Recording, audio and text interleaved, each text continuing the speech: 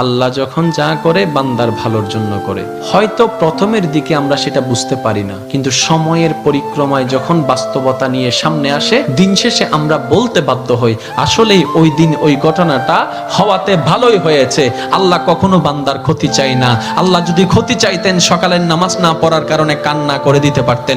যদি আল্লাহ ক্ষতি চাইতেন দুপুরে নামাজ না পড়ার কারণে ল্যাংড়া করে দিতে পারতেন।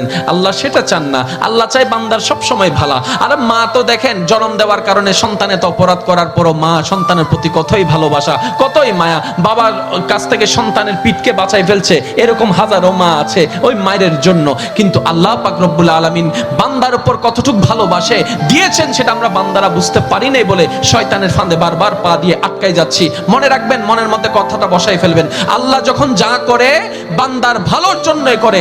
একদিন না একদিন সেই ভালোটা আপনার বিবেকে এবং মনে প্রমাণ হয়ে সামনে চলে আসবে। আমি বুঝাতে চাচ্ছি আমাদের সাথে সবচেয়ে কানেকশন কার বেশি ভালো থাকতে হবে, বান্দা হিসাবে আল্লাহর, উম্মত হিসাবে নবী রাহমাতুল লিল আলামিনের।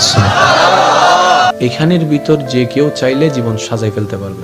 আমি বলছি যে কেউ, anybody, you can do it, not impossible. Because impossible শব্দটাকে যদি একদম ভালো করে গভীরভাবে দেখেন, সেখানের ভিতর আপনি আশ্চর্যভাবে একটা জিনিস দেখবেন। ইম্পসিবল একটু যদি ডিফাইন করেন, ভাগ করেন, দেখবেন I am possible. Impossible, possible কে আলাদা রাখেন, আই এম কে আলাদা রাখেন। I am possible. ইম্পসিবল শব্দটাই আপনাকে জানান দিচ্ছে আমি অসম্ভব নই, যদি রবের রহমত থাকে আমি তোমার জন্য সম্ভব।